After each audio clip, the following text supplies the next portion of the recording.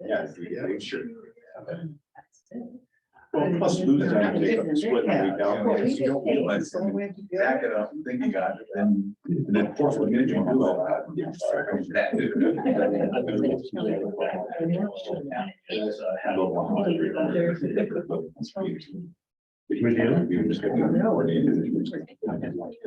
Find out, put a lot of stress. Go down there.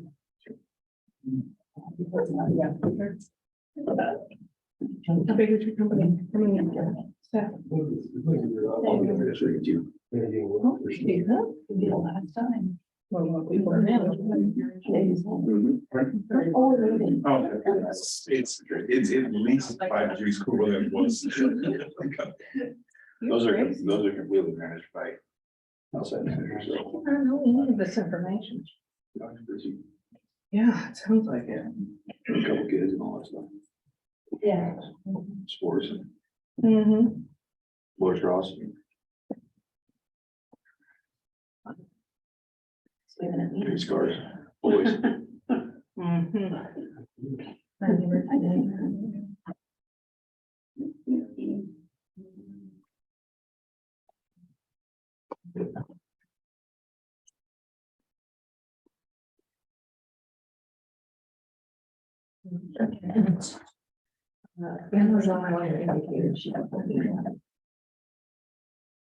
Kevin won't be here, you know.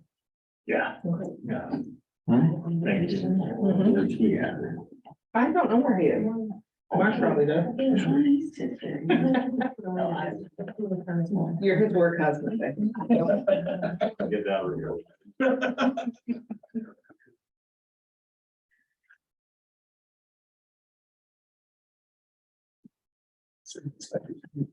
Yeah, I did. Twice. All right, according to my watch, it is 3 o'clock. We're going to get started. Welcome, everybody. For the record, it's March 21st, 2023. This is our regularly scheduled board of directors meeting for Link Transit. So now we have a quorum. Yes, we do. Perfect. First item of business, I'm going to seek approval of the agenda with a small change to the agenda. It's come to my attention that we will not be needing our closed session. And if I might just get from Lynn just a quick reason for that. So we've finished mediation. Can you hear me? Sorry. And we are in the process of having the contract, the red line version of the contract made for review by both labor and management. We should be taking it to the union to be ratified on the 5th. So we'll have a document at the April board meeting for the group to look at. Thanks, Lynn. So with that, I would seek a motion to approve the agenda as presented. So moved. Then moved. Is there a second? I'll second. Thank you. All those in favor? Aye. Any opposed? Any abstentions? Motion passes unanimously. Thank you. Moving on to the part where I want to remind each of you that you've had an opportunity to look at the agenda, understand what we're going to be covering today. If there's any director that feels he or she has a conflict of interest, now would be the appropriate time to state that. Hearing none, we will move on. Thank you. And public comments. Is there anybody from the public that would wish to address the board?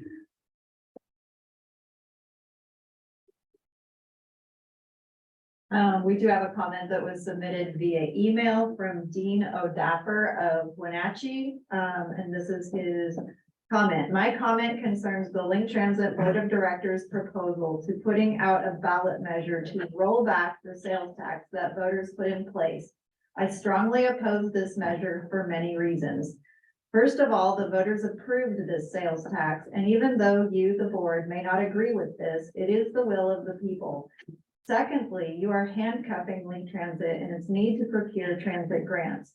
Thirdly, as board members, it is your duty to support Link Transit in its mission to provide the best service possible to us who live in the region. So when you deny Link this funding, you are essentially shirking your responsibility as board members. And lastly, ridership is increasing and will continue to increase as our population grows. There will be a variety of challenges in the future, and I would like to point out just one of these challenges now. As you know, many of our bus routes are not running at the frequency that we had pre-pandemic. My neighborhood route runs hourly instead of the former half hourly. No one is willing to wait for a bus for an hour. The main reason for this deficiency is that Link does not have enough skilled bus drivers. So in order to hire more bus drivers, Link needs to change its game plan for recruitment. They have had some success with advertising and bonuses, but I believe a lasting plan will involve possible solutions such as better pay, better benefits, more flexible scheduling with the part-time opportunities, training program stipends, or an apprentice program run through the union or the college. As you can see, this will cost money, and where is this money coming from? Our new sales tax. Thank you for your time. Dapper. Thank you, Selena. Is there anybody else that would wish to make comments? Seeing and hearing none, I'll close the public comment portion, and we'll move on to consent agenda. It's come to my attention that with regard to our meeting minutes for February 21st, that there is perhaps an inaccuracy or a question. I think it's a question, and so, we just have to pull that and we'll come back and talk about it. Very good. And then our accounts payable and payroll vouchers for February 2023. I would seek a motion to approve those as presented. So moved as presented. Been I'll second. moved and seconded. Any further discussion? Hearing and seeing none, all those in favor? Aye. Any opposed? Any abstentions? Motion passes unanimously. Okay, so I received a phone call from Randy Agnew about the minutes. And so I wanted to share this, and then we reached out to Rob, who made the motion, and asked him his opinion, and he thought we had it wrong as well. So I wanted to talk to you about it. And the issue is the motion that was made, or at least we heard on tape, was to adopt resolution 2023. This is the current policy, sorry. Resolution 2023-04, adopting the new Link Transit current policies, which are compliant with federal and state regulations. Randy's comment was he thought it was which are consistent with, and the difference being we had talked about in the presentation that the federal standards were actually higher. And Randy said, I thought we adopted the higher standards, not the ones that were in the initial resolution. Either way are okay with us from staff perspective. We talked about it, and it's like, we can live with the higher standards are fine. It just, we were trying to keep it more conservative for the board. So we listened to the tape, but Rob says he thought he made consistent. Didn't try to reach you, Clay, you were the second on it, so we weren't sure. But so I think we just want to get clarification of what you actually did. Was it the lower standards, which are micro purchases up to 3,500, which means no bid, no quotes required, or the federal standard, which is micro purchases go up to 10,000, and the requirement for a formal bid is 250,000 as opposed to 100,000. So, I mean, again, from staff perspective, either are acceptable to us. It's just a question of what did you actually do?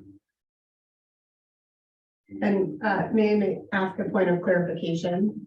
The actual resolution that was adopted is the wording of the resolution, which I don't have before me, I'm sorry, is the wording of the resolution consistent with the federal standards? If not, we need a new. And that's what so if the board wants to go to the higher standard, we have redrafted the resolution to say consistent, because it said originally compliant, said what the motion is supported here. The difference being it's just those higher standards. Our understanding was we just approved staff recommendation, which was for the lower standards, but that was, talking to Randy, that was not his recollection and not what Rob would like to recall. Said, well, let's just find out what you thought you did, and we can figure that out. So sorry. I think you explained it right. It was, we agreed with the higher standard, so it'd be consistent with. Which is what I thought the motion actually was, which is why I questioned it. making sure it was clear, everybody understood that. So do we have to approve a new resolution? Well, I would like you to do that if you're comfortable with the higher standards, I'll just pass out the revised version. It's very minor change, but it just. If that's what you are, we should have that formally adopted in that language, which is what the one that was in the agenda. Just pass that down. And so is this, Maybe I'm the odd man out because I thought we were approving the lower standard because staff didn't seem to have a problem with it. And, you know, if we ever needed to raise it to the higher standard, federal standard, I didn't think that was a big a deal, but staff seemed to be okay with, and it didn't bind them up, delay things and stuff. So that's where I was going with it. You know, I would say it would make our life easier, but through, you know, we were trying to be good stewards and make sure that we got quotes for going out for goods and services instead of just picking this one, picking that one, because that's the one we picked all the time. And with cost of goods now being cost of a car now $100,000 or more, it can make our life a lot easier. So moving forward, I'm gonna do my level best to make sure that I restate the motion before we take vote so that we make sure that we have clarity. Mark?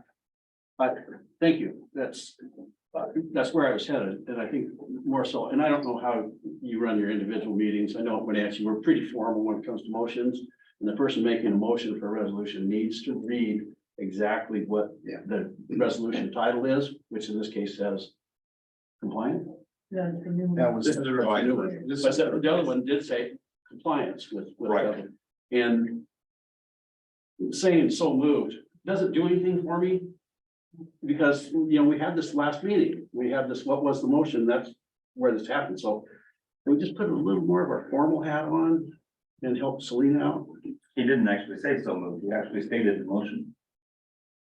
Yeah, That was just what he stated, I was trying to point out, but not the same thing as what staff had been asking for. Once And again, I was I'll- actually in agreement with what he stated. as chair, I'll take responsibility for the confusion. I'll make sure that I try, like I said, my level best to restate. Yeah, and the point well taken, Mark, with respect to a little bit of formality, it can help to alleviate some of the confusion, unnecessary confusion.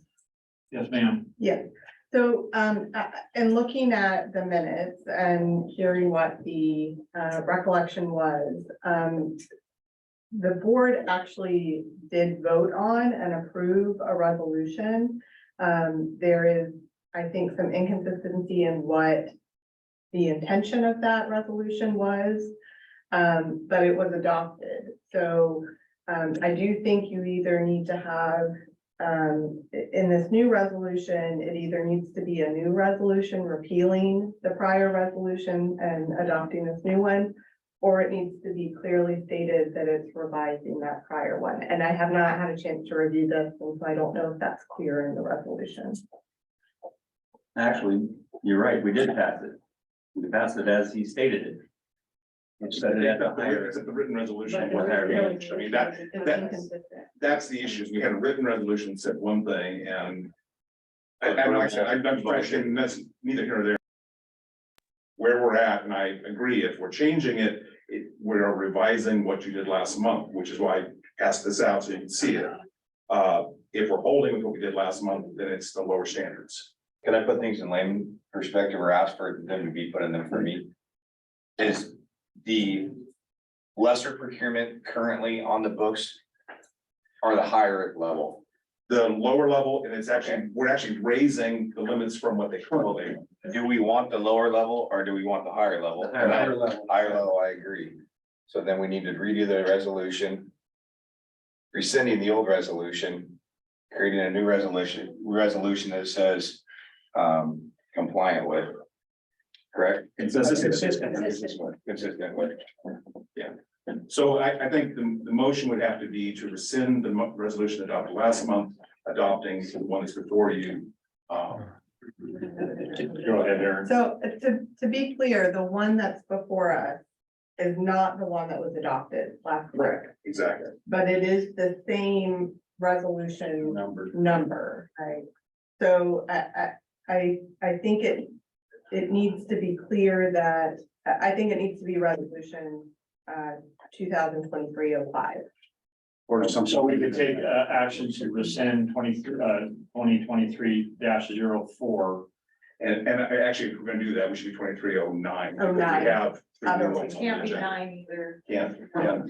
Can we just add a B onto 04, Or just make it 10. 04B? It would be cleaner to have it, I don't know, have you in your past practices ever had a B resolution? I don't think so. I think it would be cleaner to have it as a numbered So resolution 10. to be consistent. I would make a motion to rescind resolution 2023-04. I'll second. Who seconded? It's been moved and seconded. Is there any further discussion? So the motion is, as I understand, to rescind resolution 2023-04. All those in favor? Aye. Aye. Any opposed? Any abstentions? Motion carries. Thank you. Now, So, consequently, I will make a motion to approve resolution 2023-10, a resolution adopting New Link transit procurement policies consistent with federal and state rules, rescinding all prior resolutions. We didn't have to do that. It actually said that. Rescinding all prior resolutions pertaining to procurement policies, procedures, and amendments thereof from 1991 to February. But we will make that March 21st. We should make that for today, correct? Correct. March 21st, 2023. I would second that motion. all right, it's been moved and seconded. Is there any further discussion? Actually, we did need to take the action because the resolution itself, well, in the title, it says it's rescinding. There is no language that rescinds it. So we are doing good. Aaron? Covering all our bases. No, and just pointing out the date that Yeah. needs to be updated, that it's adopted as of today, not Right. as of February. All right, any further discussion? Hearing and seeing none. The motion is to pass or to move resolution 2023-10, a resolution adopting New Link transit procurement policies consistent with federal and state rules, rescinding all prior resolutions pertaining to procurement policies, procedures, and amendments thereof from 1991 to March 21st, 2023. All those in favor? Aye. Any opposed? Any abstentions? Motion carried unanimously. Thank you. And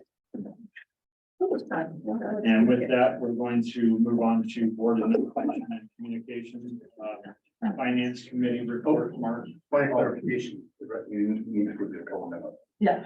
I'm sorry. We pulled the minutes. So we I apologize. I forgot about that. So with the minutes corrected, I would seek a motion to approve. So moved. Second. To approve the legal. Been moved and it's been moved and seconded to approve the corrected minutes. Is there any further discussion? Hearing and seeing none, all those in favor? Aye. Any opposed? Any abstentions? Motion carries unanimously. Thank you for that. Now on to Finance Committee report, Mark. Thank you, Mr. Chairman. Councilmember Brandenburg and I had a delightful meeting with the staff and covering a number of issues. On our reach out where the discussion of the wage and class study. That we're recommending that we proceed with one to make sure that we're keeping everybody within equal pay for equal work and harmony and that. We also discussed the carbon credit vendor agreement and carbon credit process, which is one of those discussions that pretty soon smoke starts coming out of your ears trying to grasp what this all does. And it's fascinating and potentially lucrative for the transit agency. There were some other issues that we discussed that had to do with where things were at in terms of the bargaining unit contract, but those were just kind of general information, and I think we kind of covered that at the beginning of this meeting. One of the things that we discussed was a definition of committee responsibilities, finance being finance, and whether or not that committee should be reconstituted to be more of an Uber committee, to take on other tasks, or whether other, small focused, committees might be necessary for things like covering like capital project development, those sorts of strategies, operations, things that are out. For example, one of the agenda items was the easement agreement with the city of East Wenatchee that has no financial implications whatsoever, and just didn't seem to be an item that would be on a finance committee agenda. Anything else, Clay? Yeah, agreed. Thank you, Mark and Clay. Appreciate it very much. All right, moving on to CEO search committee updates. As you know, we are right smack dab in the middle of our search process for our new CEO. The position was posted on March 6th. On March 13th, there was 2 direct mailings that were done in two phases. As I understand, there was about 22,000 direct mailers put out in those 2 phases. One set of emails were directed toward general public sector CEOs, managers, that sort of thing. And then the second was directed at industry leaders, industry specific. And the mailers, I understand, basically kind of summarize the position profile. So at the current time, I believe we have about 7 applicants. The position closes on the 13th, so we're coming up on that here in a few weeks. I believe Gary's impression is that we will see, as we close in on that closing date, we'll see more applications coming in, which I think each one of us that's been involved in that process has found that to be the case. The week of April 17th and the 24th, Prothman is going to be screening those responses and pulling out, based on what we've shared, what our desires are in qualities, pulling out the top candidates. And then the week of May 1st, Prothman staff is going to meet with Link for a work session to review semifinalists and then design some final interview questions. And then the search committee is going to be involved with that process. And then on the week of May 15th or the 22nd, final interviews will be held. And then I'm kind of wanting to get input from each of you as a collective. Does that sound like a process that you're comfortable with?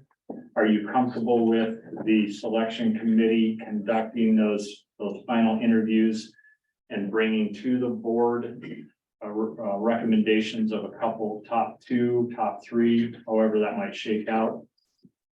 Sounds fine to me. Anybody uncomfortable with that or have a suggestion?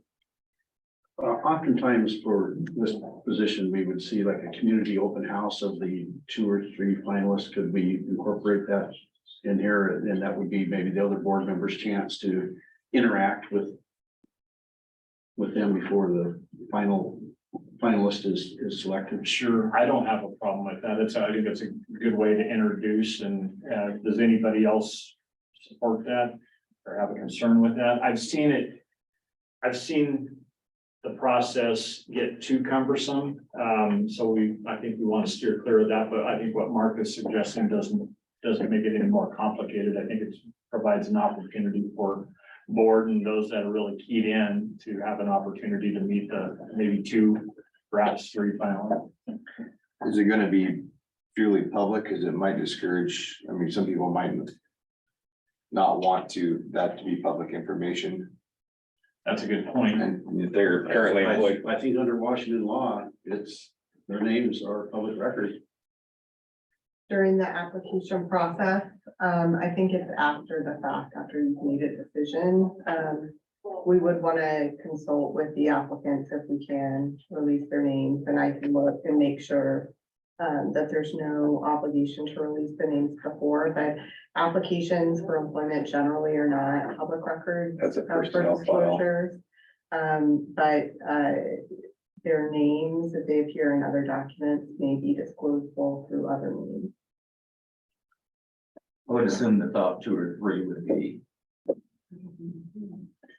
But you never know, you're right. Yeah, I mean, the only one person's getting selected, and the other 2 might be gainfully employed. That's true. And they No, might that's a good not, point, they yeah. might not want their current employer, and they might be looking to move. I mean, they. True. That is- I wouldn't, if I Yeah. was looking to go somewhere and just test in the waters and I wasn't selected, I wouldn't want my current employer knowing that I was. How about this, assuming that the applicants are agreeable. Moving forward with a small open house. That wouldn't be a problem. And maybe a targeted list or keeping it open, I don't know. But certainly board members and others. Yeah, you could also make it an optional attend, have an open house for an optional attend. That becomes difficult because then if one candidate decides not to, is that gonna weigh against that candidate? But that's another potential outcome that you could consider. Mayor. Well, just listening to this, like, this is a very public agency. We see it in all contexts, public. The person has to be comfortable dealing with the public to be an author, so I think it needs to be public for final candidates. Chances are, yes, there could be some conflict, but you're gonna be done making a selection before the word really gets published. Sure. Yeah, that makes sense. I'm just gonna share that in this type of recruitment, it's pretty common, that the public outreach at that level for the last couple. I think that's expectation, and I'll tell you, I really appreciated that process when I was hired because it gave me a sense of the board and a much better sense of community that I was interested in coming to. And that was a really nice thing to have. So I actually think it's a good thing to do. I honestly, I would think that by then, the person's employer would know because background checks are gonna be made. And there's only one way to do that, and that's to make contact. I think the point being is that we'll make sure that we are upfront and have their blessing on that. My only other suggestion would be, like, do it maybe the evening before we have a meeting to decide, so that they don't have to come here twice. Sure. And, if they don't have to live here, Sure. might as well make it convenient for them. Yeah. All good suggestions. Thank you. So if everybody's comfortable with that, we'll proceed under that plan and look forward to it. Thank you. Moving on to the October APTA Expo. So this is all early, but the APTA Expo, which is every 3-year event, although this is only 2 years from the last one because of COVID, is in Orlando this year. This is a unique opportunity for board members to really get a sense of the sort of scale of the industry and see amazing numbers of rail components. But those of you that have been to it, I think it's a worthwhile investment of time. We, as a pattern, budget money to send 5 board members who just below a quorum to the expo because it is a sort of a unique opportunity. It's like I said, once every 3 years. It's in October from November 9th to the 11th. The reason I'm asking is the hotels open up for reservation April 1st. And when we tried to do this 2 years ago, we ended up almost a mile from the hotel. It was a long walk or cab rides to get back and forth, and the closer hotels were all booked up. So if we want to try to get into the closer hotels, I need to know how many people so we can put some reservations and hold spots for people. So we need to get a show of hands right now who would be interested, or over the next couple of days, if you can just share that with Selena, that's also. Sign me up. I've never been to Florida. I'll attend as well. So will the chair and the vice chair, I mean, I was just thinking who, if we're picking 5, I don't care how it goes. I would think the chair and the vice chair and perhaps last year's chair, and then 2 others that haven't been to one or for a while. Makes sense. So Assuming that Ann we. is Anna's online if she. And wants to go. I don't have any desire, so count me out. October 8th through 11th, Anna. And having been there before, I would certainly remove myself if somebody else would like to go. But So what do we have, what, four right now? 3 days. We have Rob, Randy, Mark. I don't know about Ann. Anne was waving her hand. I think she's in. She said, Bob was too. And And Bob Bob? Getty also. That's fine, everyone. All right, thank you. All right, now we get the best part of the board meeting. Opportunity to recognize a couple of our long-serving staff members that are retiring, much again, I don't know what gave them the right to retire, but hey. Yeah. First, want to help join me in recognizing Maggie Kaminoff. She's been with Link now for almost 10 years. Am I correct in that?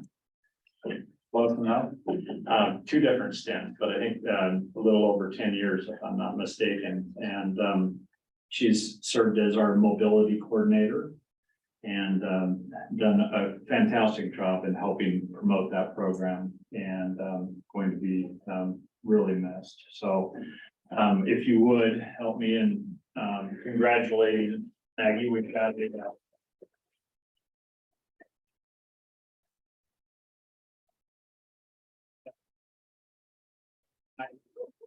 And it says an appreciation for your years of service and dedication to public transit mission and providing safe, reliable, and efficient public transportation services that promote access to destinations and quality of life. Practice campaign.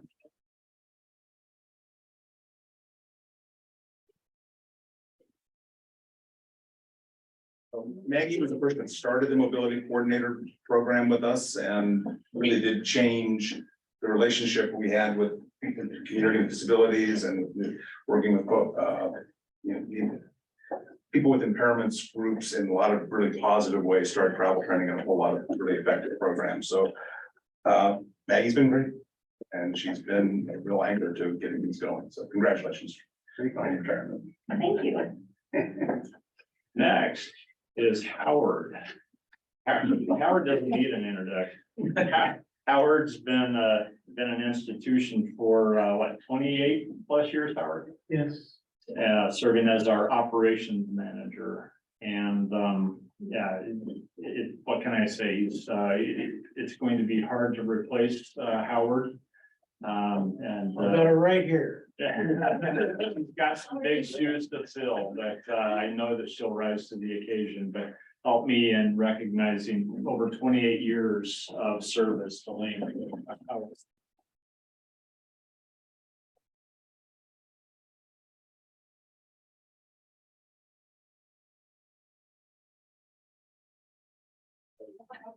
Congratulations.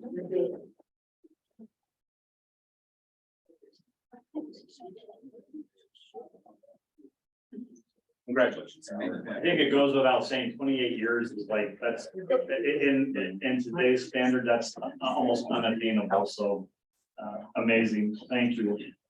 And Howard has been one of the leading individuals for us. He came from San Diego, working with person with disabilities down there with the American Red Cross, running their paratransit program before he came here. So he's had that outside experience as well, and been that labor of other things that is always useful in an organization, as well as trying to get him to speak a lot of times is a challenge. But keeping us moving, he cares passionately about the operators and making the system work, and it's been a fantastic job for us. Thanks, Howard. So Maggie and Howard, have you given thought to what you're going to do? Absolutely nothing. Any thoughts, I Howard? got some short-term travel stuff I'm doing. Nice. Well, He's got back enjoy. from spring training, Yeah, so he's Back already to leaving sleep. us. nice. All right. Well, again, congratulations. Moving on to general manager's report. Richard.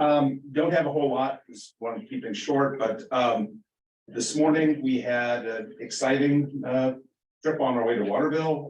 We had a deer jump into the side of the van, and broke all three of the windows on the other side. Were you helping it across the highway? Well, it got picked up, so not exactly sure where it happened, but, yeah, so there was glass all over the place. And I was going back through our reports and we strike deer about 2 to 3 times a month. I think I shared a story with a couple of you. I was at one of these APTA shows and walking past the bike rack manufacturer, and he pulled me over and he said, I just gotta ask, how many buses do you have? And I said, well, about 40. And he goes, we sell more bike racks to you than anybody in Washington State. I said, we call them deer catchers. Because we destroy a lot of bike racks. But not this one. This one jumped into the side of the van and knocked all the windows out. No one was hurt. There were passengers on board. They just, the tempered glass was just shattered across the floor. Yeah, startling to say the least. So, and I don't have anything else that's important. Thank you. So, as all of you are aware, on Thursday, we have our strategic planning, session meeting. And I hope to see each and every one of you there. If you can't be there in person, please, Zoom in. You should have received on Thursday, not only, an invite to that from Selena, but also a link on there for the meeting packet. I really encourage each of you to spend some time familiarizing yourself with the information in there. It'll be really pertinent to our discussion on Thursday. And it'll be helpful that you have, prior knowledge, when you come to that meeting. So, yeah, Randy. I was just gonna point out, you and Jim and I, we all have a meeting at noon the same day. We do, but I've excused myself. This is more important, quite frankly. Well, hopefully 2 hours we can get it done. It will, you know, that depends on discussion, obviously. Yeah. So, Mr. Chair, before you get into the discussion items, I didn't have a chance to jump in, but I believe that I will have to recuse myself from agenda items 6.1 and 6.2 when they come up for a vote. okay, thank you for that. Richard, is there anything else you want to share with us? No, but Thursday. Okay. Oh, for Thursday, I'm sorry. No, again, I encourage you to take a look at the packet, which has got sort of the factual background. For the workshop, we're going to take you through where we are with implementation of sales tax, what we're not done, where we are with vehicles and facilities, give you a sense of those pieces. Where we actually are with finances, and sort of exactly what that kind of looks like and how that plays out over the next 10 or 12 years, and then have some discussion about what you want to do. So that's the intention. Just if we could get a copy of the public comment sent to us, I'd like to have that beforehand because it deals directly with what we're gonna be discussing on Thursday. I'm just curious, is there anybody here that cannot be there on Thursday? I think when we confirmed Ann was going to participate by Zoom, but I'll get out. She was the only person that wasn't able to be here in person. Perfect. Okay, great. All right, on to action items. On page 20 of your packet, you'll find East Wenatchee Comfort Station bid award, Samantha and Nick. I think I can see everybody if I sit over here. So we brought the action item to you, I believe it was the last meeting, about awarding the ground construction through the city of East Wenatchee's agreement that we have with them. They're doing the intersection improvement project and they rolled in the ground construction for their project for our property. So we're asking to award the construction of the actual building on the property, which will have the comfort station, which is the private restroom. We found the lowest responsive bidder to be GL White Construction. Their bid amount was $150,720.45, which came in about $4,000 under the engineer's estimate and about $50,000 under our original estimate before we went out for the official bid. So we are asking to award in an amount of $165,792.50, which gives us a 10% contingency, so we have a little more autonomy and don't have to come back to you if we decide we need one additional item, which I think was the direction the board had given us the last time we had something like this. Samantha, what was that overage again? 165? The official number we're asking for, 165,792.50. Thank Oh, also background on why you don't have this information. We opened the bids on Friday. So we wrote the action item with all the background information for you, but we got these official numbers just at the end of the week. All that the other bid was. Oh, yeah, the other bid, so we got two bids. The other bid was $368,679.75. So About 15 by 15 foot shed roof, no windows. what did we, stucco side. what did we calculate it out to be, 1,700 a square foot? Yeah, that was For about that one? 1,500, the cheapest. The second lowest bid, the only other bid, That's called bidding it away. yeah, How many square feet is this thing? I mean. 200, 225. So it's about $700. yeah. That's called a retirement. Yeah. It works. I mean, it's a little higher than we were hoping, but it's still under the engineer's estimate and it's under the budget as well, which you have in your background information in the action items. Someone estimated 200 just, and they're doing the project for us, they're building the park ride. They estimated, they gave us, it'll be about $200,000 to build it. The long part. So Jill White, who's done work for us before, came in and did the most bid. He built out this space and the driver brake room on the platform. Did they do a good job? I can vouch for, yeah. They do excellent work. We've been very happy. It still seems super expensive. It's $750 a square foot. Well, it's really expensive. I think, you know, what Greg said is, I mean, I think his cost for the materials are around $120,000, but his subs for the HVAC, which is, it's just a mini split, and the electrical was about $80,000. Yeah, $77,000 with the subcontractors on So I mean, projects for the plumbing and heating and air conditioning. That's most of it. Materials were not that expensive. they didn't even have a door inside. I don't know. It's twice as much as a custom home. A nice custom. A nice custom. Yeah. Yeah, It is what 300, that's $350 a square foot. Yeah, that's the Prevailing wage, public works in a small size. Government work, it's gotta be 300 much. We're finding we don't get a lot of breaks just because it's smaller, whether it's, say it was twice as big, it probably wouldn't be that much more. It's materials. It's just, this is the environment we're dealing with right now. Thank you, Chairman. I'd like to make a motion to award RFP 2023-03 for construction of the East Wenatchee Comfort Station as presented for $165,792.50. I think we should add decent to it. In the contracts. The chair or All right, is there a second? gentleman. Second. Thank you. It's been moved and seconded to authorize Link Transit to award RFP 2023-03 to construct the East Wenatchee Comfort Station in the amount not to exceed $165,792.50. I have a question for our discussion.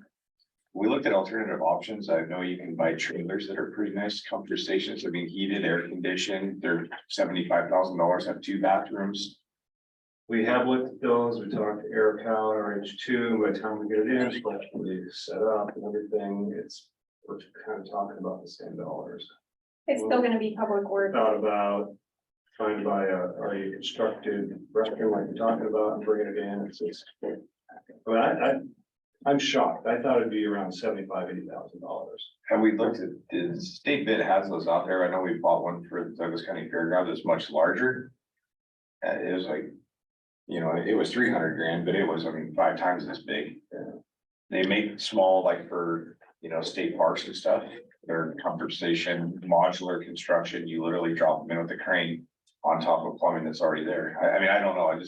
at $750 a square foot, I realize it's public works, and I know it's gonna be more expensive, but that's a lot. It is. So what I remember and recall, we looked at one of these for a single stall and it was 90 grand, but it was no heat, no air conditioning. Basic out, so the less electrical, less plumbing situation is what I had Eric Howe and I had talked about. It's less, but once you add in the other costs and do the prevailing wage piece of it to get it set. It's, Kyle, I agree with you, this is a crazy number, Yeah, I mean, but there's no, there's, I'm just Once you add in- thinking about the headlines in the paper. Lincoln approves bathroom for $160,000. You know, overall, we covered, Permanent porta potty. we put $750 in the budget for the whole project, and the actual price for the construction for the groundwork is $499, slightly under $500, and this is at $150, so we're $650, so we're still $100,000 of what we put into the budget. So Okay, I just wanted to exhaust all options before I just blindly. yeah, no, we did look at this really closely because the prices frightened all of us. I mean, it's just we're on crazy. the same page as you, Kyle. This is like shocking, you know, and so that's why we tried different avenues and looking every path we could. And it's something we really need to make the system work that Christine and Paul designed, and it's for the long term. Gotta look at it for the long term. And it'll be a nice parking ride, it'll be a nice transfer station, and it'll be set up. And one of the things we have to be doing now is setting up a good comfort station for operators. Something that's just imperative. Benefits, something to get more people. The state is, you know, the rules have been in existence for a long time. They're making it very clear in the transit industry that you have to have these facilities at your site, because you can't let people go to Safeway like or other places we used to do. So we've got more of these to do as well. And so we're desperately trying to find a way to bring the cost down because it's expensive. It's not something You got some ideas, we're open to them. I would suggest not, you know, Kyle's absolutely right, the mobile units, don't discount that, I mean, in moving forward, because it is, I mean, it is a viable option, it worked out well for us, but again, we've got to look at the whole cost, so I understand. So is there any further discussion? Hearing and seeing none, is everybody clear on the motion? Okay, all those in favor? Are there any opposed? And noting one abstention, motion passes unanimously. Thank you. Moving on to item 6.2 on page 22 of your packet is the easement agreement with the city of East Wenatchee. Nick and Sam. Go ahead, Sam. Okay. As Mark mentioned earlier, this was something that had no impact on the budget. So we will in the future not bring items of no impact to the finance committee, but basically. This is an easement to grant access to the city of East Wenatchee while during the construction process, just to install and construct the sidewalks. So we need our legal stamp of approval for that one. We did attach the interlocal and the resolution in the board packet. Were there questions on the item? Doesn't look like it. So this is no cost to us, but just gives the permission to do the work our way. So I would move to approve resolution 2023-06. It's been moved and seconded to approve resolution 2023-06. Any further discussion? Hearing none, all those in favor? Aye. Any opposed? One abstention. Motion passes unanimously. Thank you. Moving on to item 6.3 on page 32 of your packet, Leavenworth Icicle Highway 2 roundabout interlocal agreement with the city of Leavenworth. So this is the big project you guys have been hearing about for a while now. It's the roundabout in Leavenworth, and it should be starting, really taking off this year. But the city of Leavenworth is interested in updating some of their water mains around the time that our construction is going to finish.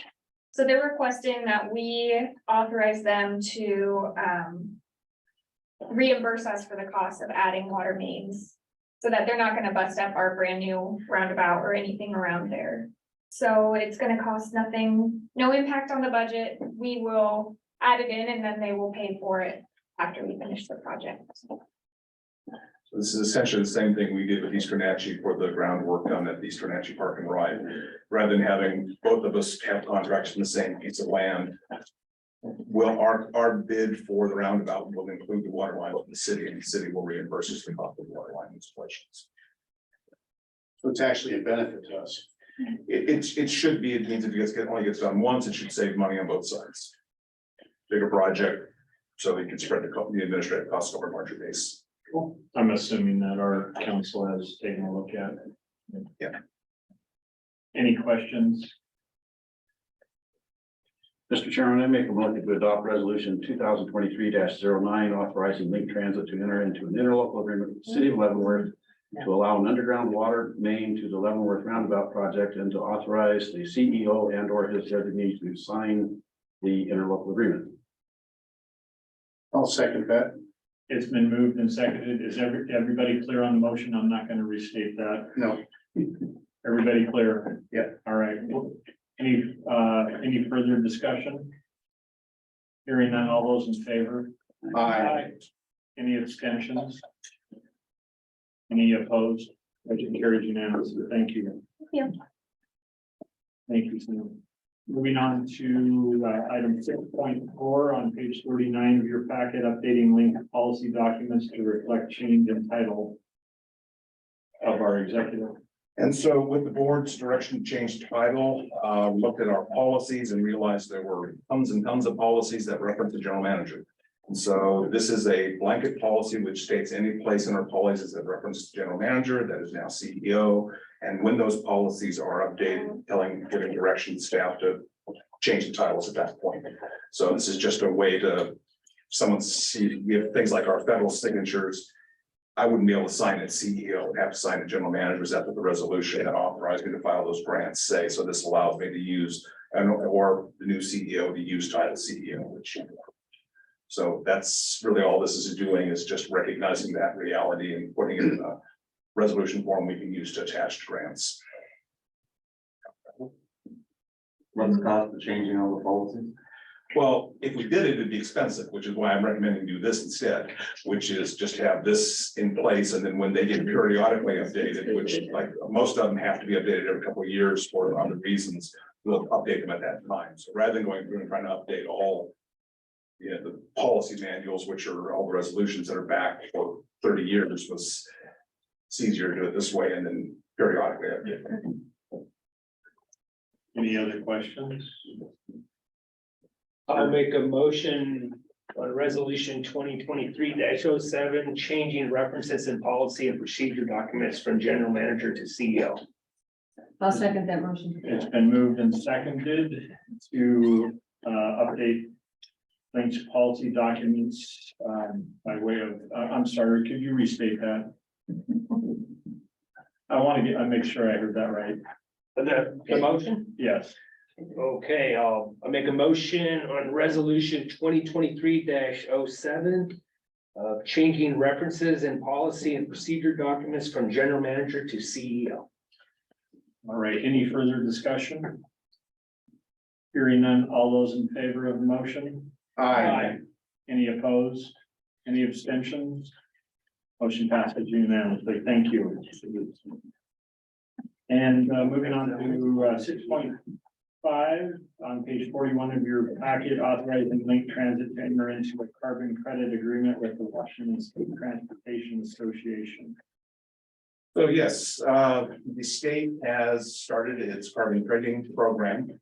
Under the carbon trading program, large producers of carbon intensive items are required to pay, reduce the intensity of their products or pay a fee. And that intensity reduction increases over time. So there's an effort. The fee is they buy credits from people who have already reduced their carbon emissions. Our electric bus program, as well as some of the energy efficiency items we've already done in the organization, are actually fairly valuable under the carbon credit program that is being proposed. The structure of the system has about 25 entities that are required to reduce their carbon intensity. There are about 100 entities that have filed as carbon credit producers, people that actually have credits to sell. We have already done that based on the direction that we had. So we've been certified with the state. In looking at what the process is involved to actually sell carbon credits on your own, you need to find either you can try to market them on your own, but they're being purchased by people like Shell or I forgot what the smelter's name, but there's a number of these large producers of either petroleum, concrete. I can't be Boeing. They all have to reduce their carbon intensity. They're looking to buy large quantities of carbon credits, and we don't have large carbon quantities to sell. So it may be difficult to sell the credits we have. Because of the structure of this, I actually approached the Washington Transit Association, State Transit Association, and said, we need to put together a pool to aggregate what we're doing around the state. We're not by far, we're not the only one doing it. Maybe further along than most, but there's a whole, most of the state's going to be doing this direction.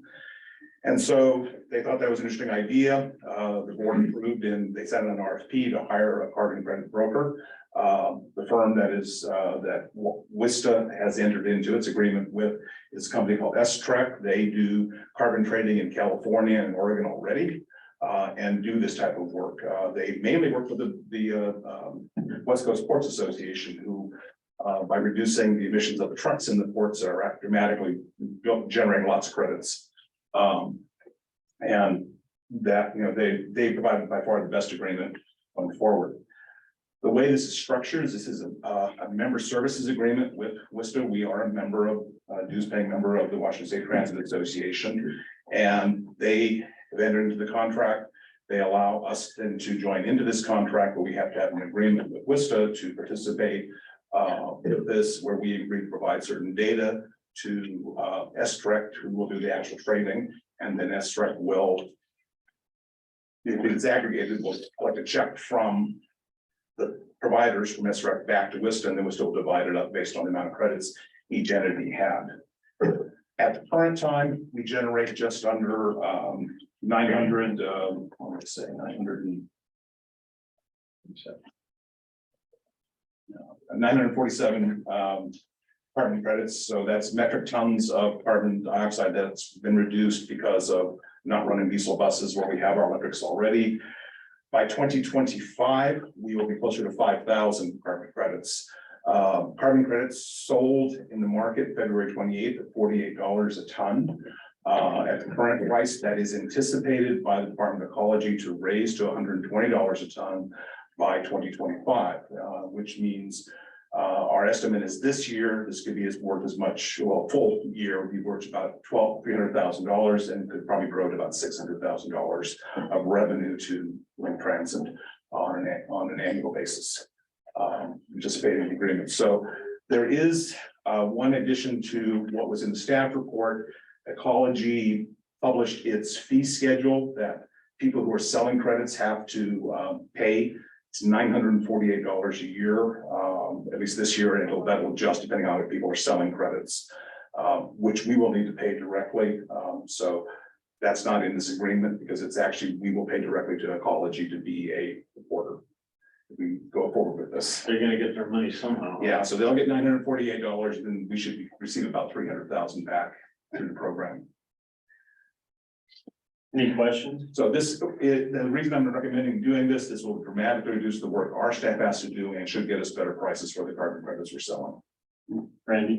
No, kind of answered my question. How much work would be involved in doing the reporting and other things that are required of us? The reporting that has to be done is pretty straightforward. It's the miles that are operated by the electric vehicles and the engine types those vehicles replaced. So they can calculate, and they're using standard numbers. So if you had a diesel vehicle you replace for every gallon of fuel that would have been burned, you get 22.8 pounds of carbon credit is what the number is for diesel engine, and for a gasoline engine, it's 18.7 pounds of carbon.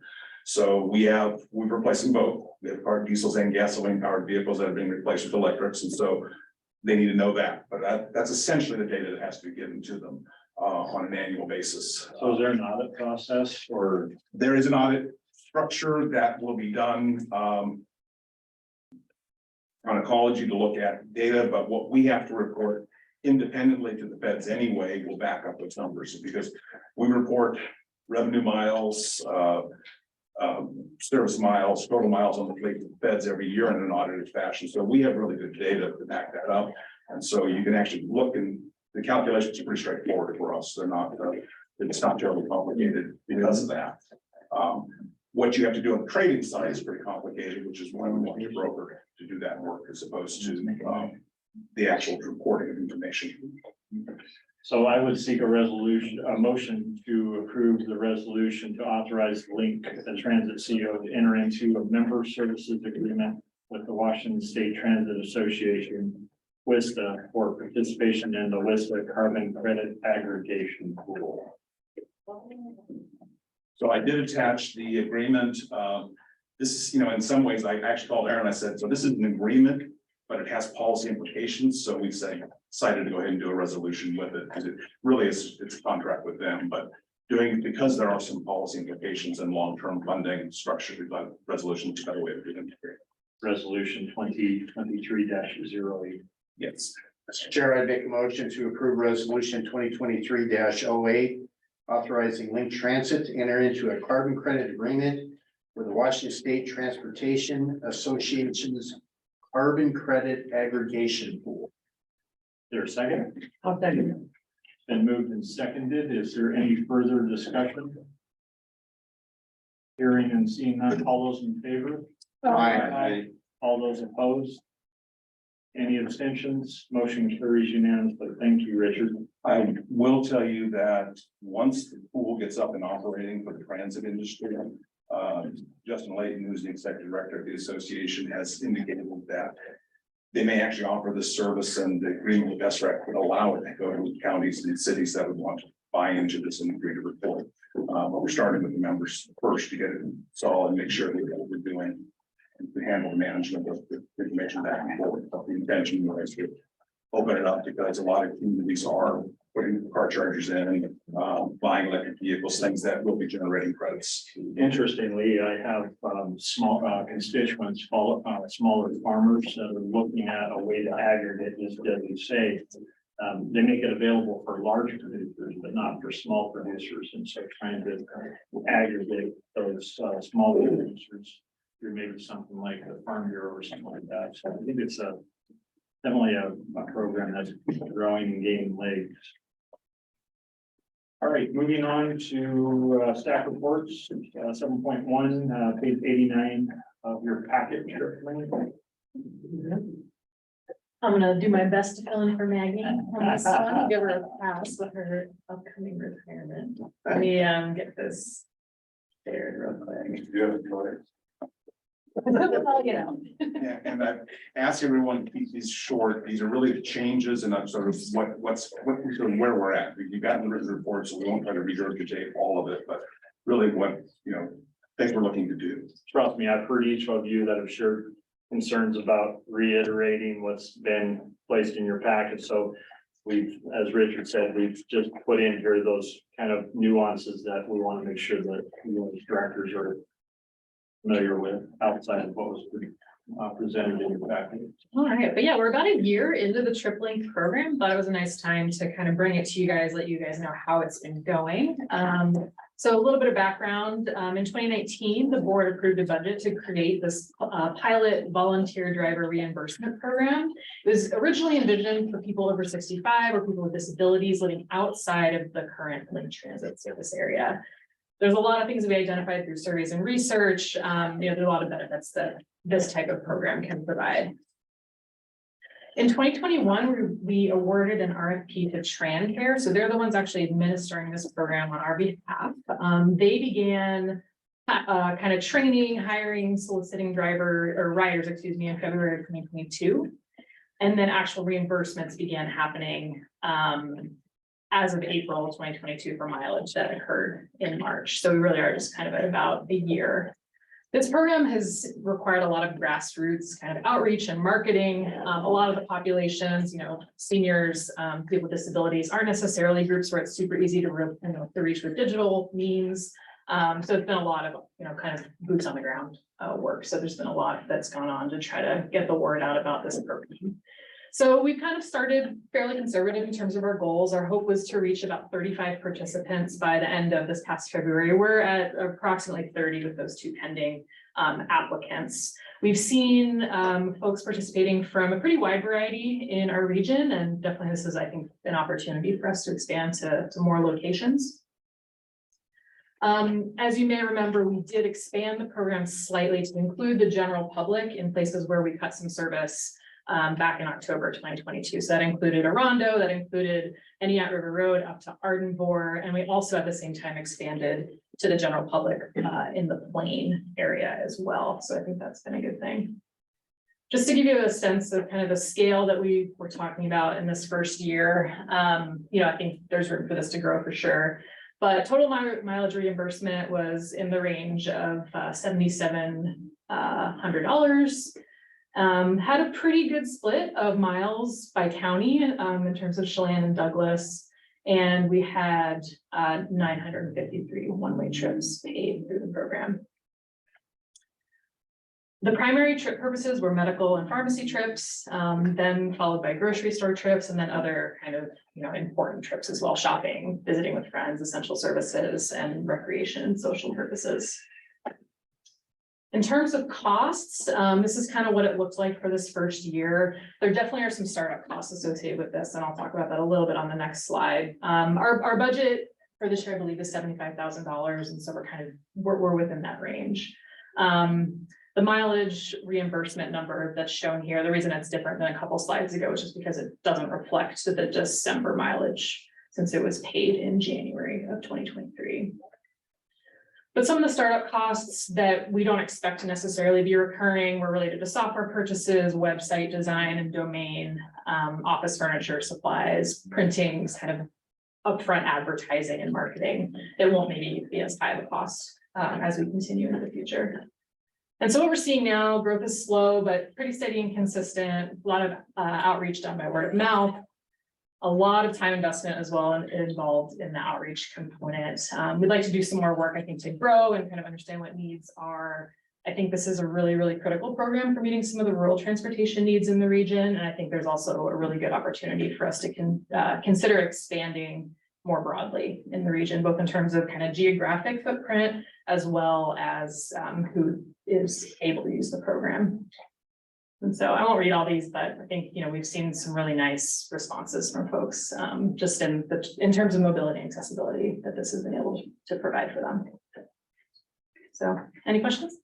I think the policy question we'd like you to consider, not for today, but just sort of think through is, we made this a general public service for the areas we cut fixed route service to because of the staffing shortages. That has not resulted in enormous numbers of people applying. And the startup of this as a service for the elderly and disabled was really to make sure we just didn't overburden our costs. That doesn't appear to be a problem. So we're thinking maybe we should make this a general public outside our service area. It's, if you have a car, you're not going to offer a volunteer driver. It's not something that people are going to choose to use unless they have a need for it. And it keeps us from having to deliver other types of services or pressure of saying, why don't you expand in some of these areas? But we're meeting the very limited needs that are out there. So I'd like you to think through the concepts of expanding this to the public to address those needs. We always thought we probably would do it at some point, but we just wanted to start slow and make sure that we didn't have a rush of applications and rush of mileage reimbursements. That hasn't been our experience. Are there any safeguards in place to prevent abuse of the system? So they're actually doing what they're, going to where they're supposed to do and. Yeah, so eligibility is kind of on a case-by-case basis, and each person who participates in the program is given basically a mileage bank that they can use. And so they can choose how they want to do that. So say somebody is going from Ardenbohr to somewhere in Wenatchee. If they go that whole trip with a volunteer driver, they're going to use up their mileage bank a lot faster. So there is some incentive for them to, go to Eniat and get on the bus there instead and be able to get some more trips out of it. So that's kind of, yeah, I guess some of the constraints that are. on I the think program. that's really the one we looked at saying, okay, what's the distance to get to the nearest rational bus stop? So that's what we want to base it on, based on what they're telling us they need. If they're going to go to the doctor 3 times a week, well, what would that be? And then we bank it based on the idea that we want you to do a transfer trip, take a bus and make that connection. But if they want to use it all on a single trip, they can. But that's all they get. So it allows a little bit of market forces on behalf of the holder of the vouchers. The other thing that the history of these programs around the country that have started up is that huge number of vouchers never get redeemed. That people who give them to their volunteer drivers, the volunteer driver's happy to drive the person, they just never send it in for reimbursement because they don't care, but it gives a dignity to the person who's asking for the ride. It's the idea was reach out to a neighbor, reach out to somebody else and say, I can pay you for the trip, here's this voucher. A lot of them never get turned in. So Richard, as we're giving consideration to perhaps extending outside the service area, what are you thinking in terms of how far outside? Well, I think that's a question for us to, our taxing, I don't think we'd want to extend outside the taxing district, but our taxing district is all of Chelan County and the Eastmont, Waterville, and Arundel School District boundaries. That's our taxing district. We only serve, that's 3,400 square miles. We serve about 1,200 of them with the fixed route system, 3/4 mile where we have Link Plus services around it.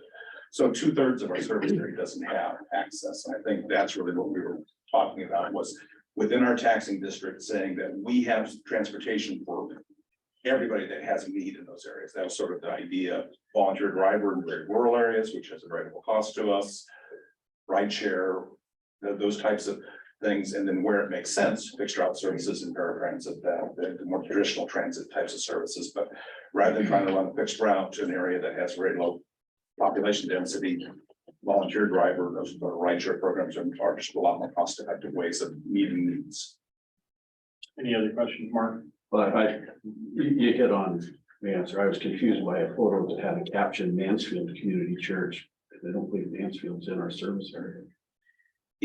That's just outside. It's so legally our service area is our boundaries. And we're allowed to operate 15 miles outside the boundaries under state law. We can go 15 miles past our boundaries without any issue.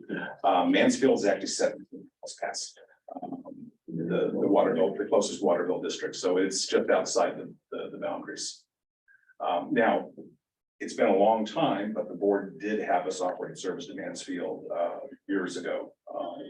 Volunteer, except the first time we tried to do a volunteer driving program. The mayor was the volunteer and just decided it was too much work and didn't continue.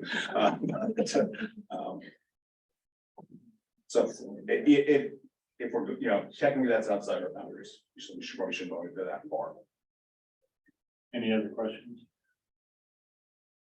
Thank you, Christine. Moving on to scorecards. Yeah. Page 73, I think. Based on the input you gave us, we reformatted and I just asked Gabby to show you what we've changed on how we're reporting and not get into details of what the results are. You can look at those, but this is what's different. And if there's anything else you wanted us to report, so Gabby can get that together for you. With some help from my friends. Okay. Where is? Go to the slideshow and from the. Thank you. Yeah. Okay, so. That's covering that. Okay. So what we went ahead and did was, and you saw this last month in your packet, so we pared it down quite a bit from the 13 pages it used to be. Added cost per boardings, as requested.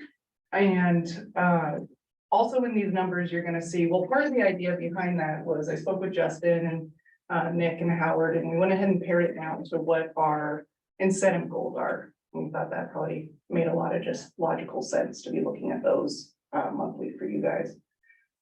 Also, what's different? So the total boardings now also include our ride share boardings. So it's fixed route, route deviated, paratransit, ADA, DART, ride share. So it's literally all of our boardings. Is that why we have a dramatic rise or? Not that many ride share yet, hear more about that. It's actually, we're just recovering. We're doing quite well. It was 16% increase, but that brings us back to about where we were. Last month did not include the rideshare boardings, but this month and moving forward. The last time I reported, so these are in fact February's, January's didn't show that, so. Yep. So they are going up. We went ahead and stuck with the class 1 or higher collision as part of the incentive program. And this is good. This is the service complaints. We kept those because it's in line with the incentive program. You'll notice that this is an 8, which is higher than our 7.5, which is unfortunate. That was one mistake that got hit twice on 2 different guest complaints came in for the same mistake that was done. So just as an idea, there's a little double jeopardy there. Combined fixed and paratransit cost per service hour. So this is also including the rideshare numbers. So when it says paratransit, it truly is 88 DART and rideshare as well. And then cost per boarding as requested. And this also still includes rideshare. So we talked about changing the title. I saw one that had a title change, but maybe it didn't get to the folder, but I did see that got done before I came down here. So do you guys have any questions about that? Why we chose the ones we did? If there's other things you want to see that we can make sure are part of your packet? I noticed our cost per service hour going up. Why? Just out of curiosity. Inflation. I mean, we've had huge cost increases in hourly wages. We've had very significant cost increases. Fuel and parts and vehicles, which we've been hit with a really, really high cost. Just almost everything we're dealing with. Pretty amazing. Are our service hours staying about the same? Service hours are staying very much the same, have been for the last 6 months, and they were up slightly the first 6 months of last year, but they're pretty constant. Thanks. Our service hours for our 88 paratransit from February 2022 last year is up 11%. So that could also Yeah, be having a and pretty significant. and that's also part of the cost for passengers. Paratransit trips have a subsidy that's close to $60 a boarding. You divide that in to get your $21. It's so you have that very expensive service, then you have rideshare, which is pretty cheap. You have fixed route, you get down to your averages. As far as February to January, we had 2 less service days. Because February is just a short month. That's what I was wondering. If service hours were down, and not considered cost per service Yeah, hour. per day they weren't down, but there was fewer days. Right? Yeah, but February to February, our ADA is up 11% and service hours, so 88 paratransit. Thanks. Are there any metrics that you don't see that you want reported on, or are you comfortable with, but? I am, but I'm flashing back to my previous service on the board. It seemed to me, didn't we used to get monthly boarding statistics by route? We didn't do it monthly, we did it usually once or twice a year. We gave you a breakdown by route, and we can do that. That's. Yeah, I just like to know which routes are the higher flyers and which are the. Yeah. The higher cost per mile, passenger mile ones, you know, particularly if you get into situations where we're making adjustments. Is that something you'd like to see on a quarterly basis or a semi-annual basis? Mark? Either way, you know. Can I clarify? So would you like to see just ridership per route or ridership and miles? Well. We can try. Okay, It's ridership per route, basically. yeah, that's easy. Because I mean, it's pretty easy to figure out which routes have, Long routes which are short. long routes have a higher cost. Than if you got 4 people on there versus a short route that has, 30. It's intuitively, I know that's. Yeah, a little more efficient. I think Richard made a good point on the cost for boarding. Seeing the difference between the paratransit, which is very expensive, versus the other one. Just what I'm thinking of as the public, if they're looking at this, they see that average and they assume that all of them cost that much. Right. And it might be nice to point out, well, no, the actual bus, normal bus ones are, half that price. I mean, I will say that our cost per passenger right now is the national average. Transit has gotten incredibly expensive because of COVID. It's been amazing. I was shocked when I saw that our numbers were actually a little less than the national average for cost per boarding. So even in New York City, they're at this range now. Volatility of fuel doesn't help. There's a lot of things that drive these numbers, lower ridership in big cities or, cost spread over a smaller base, it's really expensive. But yeah, I was shocked when I saw that number because we've always been expensive.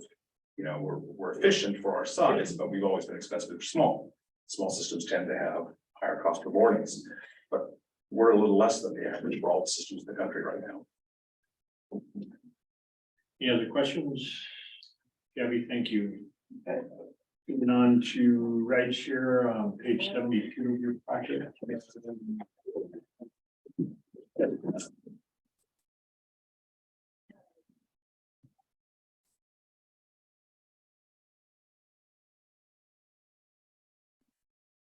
So as Jessica gets her presentation up, our rideshare program started officially in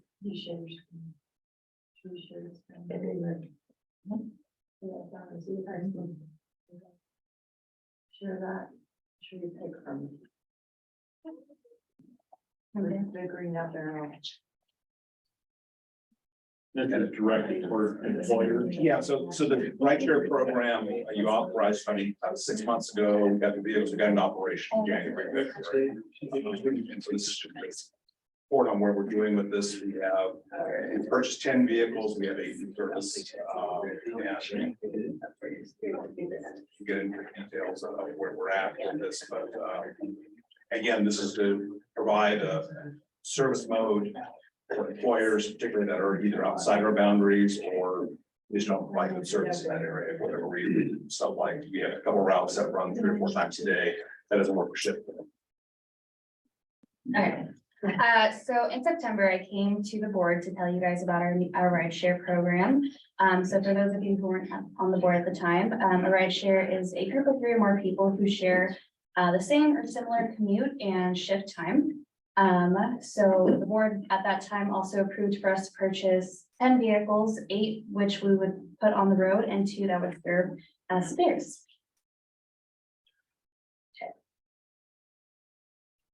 There we go. Okay. So we officially had our soft launch of the program back in February. We began with 3 vehicles on the road that started within Chelan Douglas County and making their way over to Chief Joseph Dam 4 days a week. As of right now, we do have 6 vehicles on the road.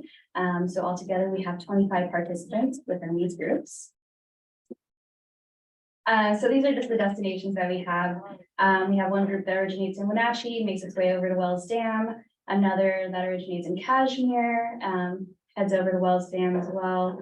Another starting in Chelan to Wells Dam, and then one in East Wenatchee to Wells Dam, and one in Wenatchee that makes its way to Chief Joseph Dam, and another one in Cooley City that makes its way over to Chief Joseph Dam as well. Some of them do have stops in between, so whether they need to just pick up somebody else that works with them, or it's just easier for some people to meet up there rather than going to each person's house. That's what they decided that they want to do, because we do have the flexibility of the groups deciding where they meet up and where people get picked up and all of that. So we do have additional employer interest that we have been reaching out with and communicating with, just to kind of see if rideshare is a fit for them or not. We do have employers such as Blue Star Growers and Manton Growers that have reached out. With them, it is a little different because they do have seasonal workers that they're wanting to provide transportation for. So we just need to look at how that would look regarding making sure that we did have vehicles available for them during their busy season. We do have 2 groups that are gonna be starting at, or picking up their vehicles at the end of the month to be able to start April 3rd. That's gonna bring in 90 participants. One group is gonna originate in Cooley City and make their way over to Wells Dam. The other one will originate in Chelan and commute to Chief Joseph Dam. I know it sounds kind of like, well, you already have another group that's starting in Chelan, going Chief Joseph, why can't they be together? Depending on the shift times and the days worked, it just doesn't work out to put them in the same group, so that's why we would have to go ahead and create another group for them. So with 8 vehicles on the road at the end of the month, that is gonna put our program at capacity. So we, as far as vehicles go, if they wanna go ahead and bring in other people to join their group, we always encourage them to fill up their vehicles if possible. Yeah, and that's it. So we started with 10. That wasn't and that was our startup because we couldn't get vehicles and we had to go buy them individually. So we've done that. Our intention was to do more. Again, the policy question is how far do we want to go with this? Preliminarily, the cost per boarding on rideshare is about $7.42 for those long trips. Their fare, correct me if I'm right, but the fares, if they stay within the service area, there's one fare. If their part of the trip starts outside our service area, coming into the service area, there's a higher fare by $20 a month. And it's the other was outside to outside, is that right? $80 a month, if it's outside of Okanagan or Grant County. Yeah, and rideshare, we're allowed to go any place for it. So we want a connection to Chelan Douglas County if we can. So Jessica, how many unique employers are represented currently? That we have rideshare for, it's just 2 right now. Just 2, Mhm. okay. We did do a lot of outreach prior, but these were the employers that showed interest as far as their employees reaching out and really wanting to be kind of our guinea pigs while we soft launched the program. Right. A lot of other employers did show interest, but they kind of just wanted more information once the program was launched. And I think that's where we're getting more interest now that they're on the road and, but we're at capacity. So I'm just kind of figuring it out right now with these groups that we have and kind of, working out the kinks and all of that. So what kind of metrics are we using on making a determination on whether or not to take an employer or a group on?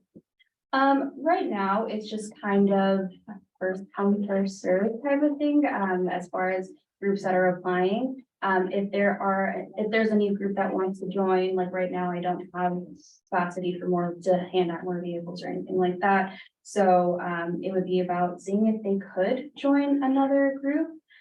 Even if the group, let's say someone's trying to get to Safeway and it works out that they, it's the same route as somebody else that's currently in a rideshare, they could join that. But the people who are serving right now, this program is kind of very specific on making their way. Seems to me like we're spreading our wings a bit far outside of our service area, and it would make more sense to concentrate the taxpayers' money within the taxing districts.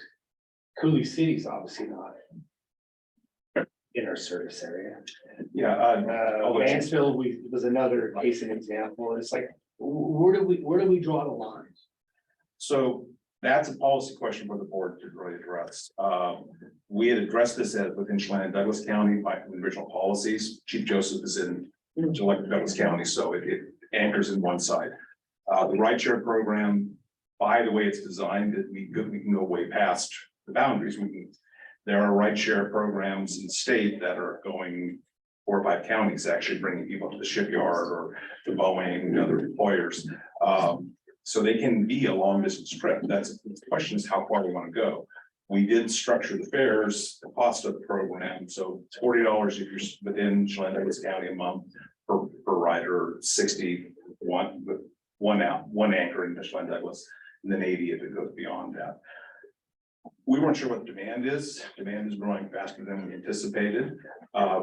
Rideshare can be quite large. The Kitsap rideshare is 150 vehicles. Ben Franklin at one point had almost 150 vehicles. Olympia has probably 100 right now. I mean, these can be quite large. They can also be rather small. Grant County, I think, has 12. So it's kind of depends what the board wants to do with it. We were trying to get some estimate of demand, time to, and I think all these groups do have an anchor, at least in Douglas, Chelan, Douglas counties. But before we buy more equipment, we're also applying for some state, we're gonna apply for some state grants for vehicles. But the vehicles, the fuel, maintenance costs there are costs. It's by far cheaper than anything else we can do. Maybe the volunteer drivers a little less, but these are very long trips for the most part, so. Is there any cost sharing programs with these employers? We don't do that currently. That is, it's not a requirement. There are 4 counties where by law, employers with more than 100 employees have to cost share. But we're not one of those population counties that require large employers to participate. So that it's voluntary and again, the issue is what we see as our mission in terms of moving people, helping, one of the big issues we heard was shift work for employers within Chelan Douglas County. And we didn't have this until we did sales tax. That was part of it, was one rideshare was part of the service we intended to add as part of that program. I think the startup issues are, we've got demand and there seems to be demand developing. We did expect to go beyond the first 10 vehicles, but this is where we're at currently. And it's raising some of those questions that we need you guys to think about. And that's really what this is all about today, was to give you, what did we end up with as we started this program? This is what we've got as the initial groups that are out there. How do we want to focus it? Is there any tweaking we want to do as we go forward? Christina. Okay, one just point of clarification, I wanted to make all of the rideshare trips must either begin or end in Chelan or Douglas counties. We're not doing like in, Okanagan to Grant or whatever. It needs to begin or end in kind of our region. So that's not a tie, yeah. So what are the 3 categories? Okay, so yeah, so it's $40 per month per passenger for trips within Chelan or Douglas counties. It's $60 per month if one of the legs is either in Okanagan or Grant, and then it's $80 if it's outside, from Kittitas, for example, into Chelan or Douglas. I think this is a really good program. $7 a ride, beating the crap out of the $20 you're paying to bus them around, and we're providing a service. Each one of those people's in that van is one person not driving the car, at least, other than the driver. So I think it's a great little program, and it sounds like it's taking off pretty well. I would really hate to see it stall because we don't have vehicles to provide to other people who want to take advantage of it. Ed loves sourcing vehicles, don't you, Ed? It's really fun. Yeah, our thresholds are different now. Thank you for that. Like Richard said, though, there is grant opportunity coming up, so if we'd like to forward this program along, we'd like to apply for at least 6 to 10 more vehicles. Yeah, our intention was to bring you something the next month or 2 about expanding this program, buying some more vehicles. But we wanted to give you a sense of it so you'd be prepared to give us feedback on it. Yes, because I'm assuming that these vehicles are well maintained and there's regular servicing on these vehicles, even though they're not our drivers that are driving the vehicles. Yeah, Our so department does all of that. they're all serviced in-house. So we do keep track of the mileage, because each group does do monthly reporting. So with keeping track of all of that, I believe it's 5,000 miles now. We have between 5,000 miles every service, Yeah, at this point. we did have it originally 3,000, but switched it to 5,000. So every 5,000 miles, they'll be bringing their vehicles in. The groups are supposed to be checking too, if there's anything that's out of the ordinary with each vehicle, and just let me know right away, and we'll either get it brought in or get somebody to go check on it. Okay. How much of the current service area is outside of the taxing district area? For this program,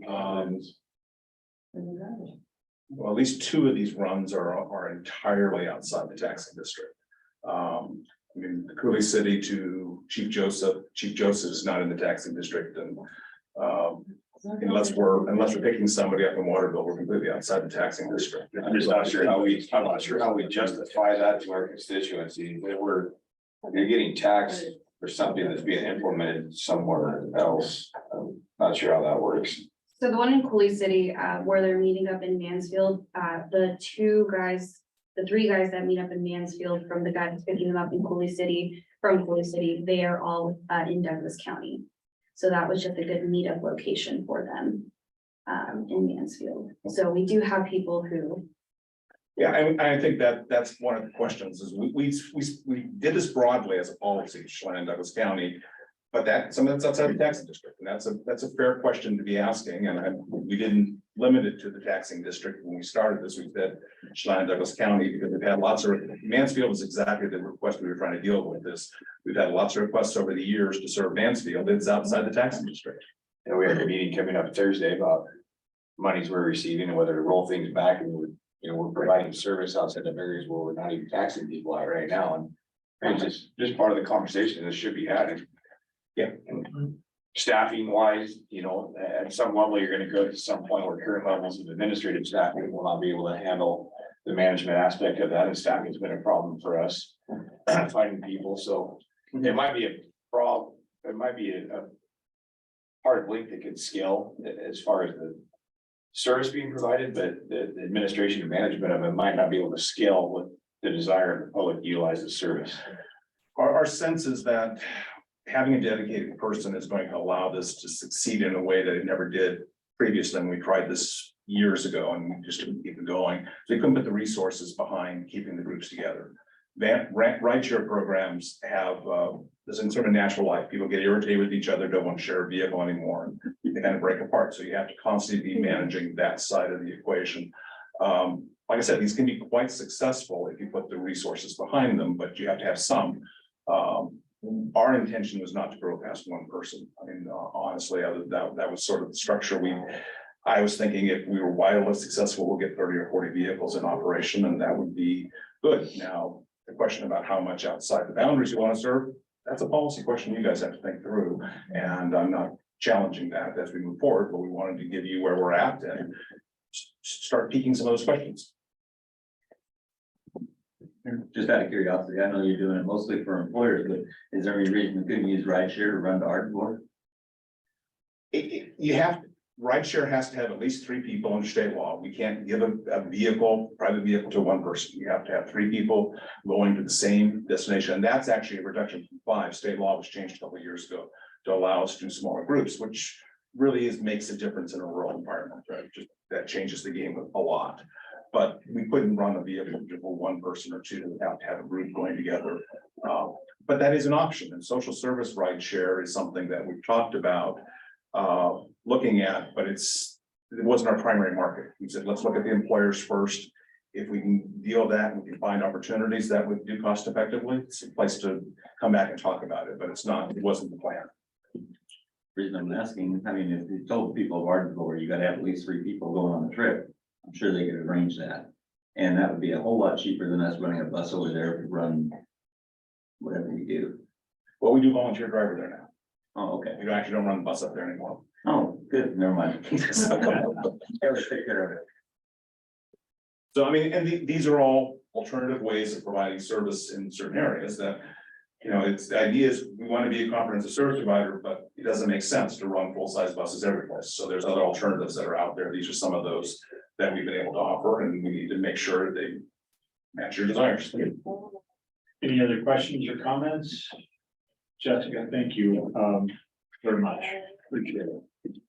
Nick, I know that you and Brenda had a couple of comments before we move on. Is that right? That's the housekeeping item for financial reporting. Okay. Brenda will tell you. So there was a request by you guys, by the whole board to get the packet out by Wednesday morning. And that's fine, except for there are about 5 months out of the year. It depends on the way the date falls, where it is very difficult to meet that Wednesday morning deadline. And so we're asking that we are able to go ahead and put the whole packet out with an exception of the financial. And then send it out either Thursday or Friday as soon as we can get it done. And that's because of the way we get our information from the county, getting the P cards done in a timely manner, and there's just different issues that we can't always need that. So I think the intent was, because we're trying to streamline these meetings, it puts more of an emphasis on each one of you as directors to go through and digest the material. So that's the reason why the request for Wednesday. I think that still gives you the opportunity, with the knowledge that on those 5 times throughout the year, that you can just get the financial reports, you know, at whenever that would be, and be able to digest the rest of it. So finances and scorecards will be a day or two delayed. Probably 4 to 5 months a year, because of how the schedule hits. Scorecards drive off the financial data, so we can't do them until we get the finances in addition. That's the reason you're always getting them handed out. The meeting is that we can't do it consistently on time, but we can get them out at least 7 months on. Without it. Be prepared, and when the months, our board meeting, it tends to be a few days earlier in the month, because of the way the calendar hits. You'll be getting those as separate packets, there you think. Everybody good with that? Yeah, unfortunately, the first pack, but those are done early, so we'll get everything we can get out early, the stuff that, and late, the stuff we get late. Really appreciate the emphasis. Thank you. Thanks, Bridget. So with, unless you have questions about the remaining items, I'm going to leave it to you to digest that material, and we're going to move on. Unless you'd like, if there's anything you want to pull out, I'm happy to do it. So with that, I think we are prepared to go into executive session. I think we need 10 minutes to cover what we need to cover with respect to potential litigation. Is that accurate? I think that should be plenty for what we need. Sure. Okay. And I would say that we will come back out, and I want to give one last opportunity for public comment, but I don't believe that we'll have any further action items to deal with, so. So we're doing the executive session first or the closed session? We're not doing All right. Yeah, you're on time, you know these things. Yeah. I know. Mr. Chair, I make a motion that we convene in an executive session in accordance with RCW 42.30.110 sub 1 sub 5. To discuss matters of potential litigation for a period not longer than 10 minutes, and note for the record that legal counsel is present. Second. It's been moved and seconded. Is there any further discussion? You read that again? Hearing none. Hearing none. We do need to specify, you can say 10 minutes, but you need to specify the extra time of that. So we are at Back by 46. 4:50. we'll reconvene no later than 4:49. And we'll reconvene no later than 4:59. So any further discussion? No. Clarification, if you reconvene at 4:49, don't you have to reconvene at 4:49? If you tell someone you're gonna be in executive session for 10 minutes, you can't start the meeting back until you say you're gonna start the meeting back. Correct. So we will restart the meeting back at 4:49. Yeah. And you have a link to join us in executive session, correct? All those in favor, aye. Aye. Any opposed? Okay. We got all the public